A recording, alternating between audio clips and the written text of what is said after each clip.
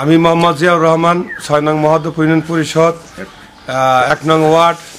আমি ৫ বছর ইপি সদস্য ছিলাম, রানিং আছি। তো আমার ওয়ার্ডে কিছু অসমাপ্ত কাজ আছে, আমি ইনশাল্লাহ সমাপ্ত করব। করোনার প্রথম ধাপে দুর্দিনের সময় আমি জনগণের পাশে ছিলাম এবং আমাদের প্রশাসনের সাথে ছিলাম। আমি সুন্দরভাবে সেবা করছি জনগণের পাশে থেকে। তো আমার কিছু অসমাপ্ত কাজ আছে, যেমন কিছু পোলাপান মাদকে জড়াই গেছে, তাদেরকে আমি বোঝাইয়া সুন্দর পথে আনতাছি এবং বাল্যবিবাহ প্রতিরোধ করব ইনশাআল্লাহ।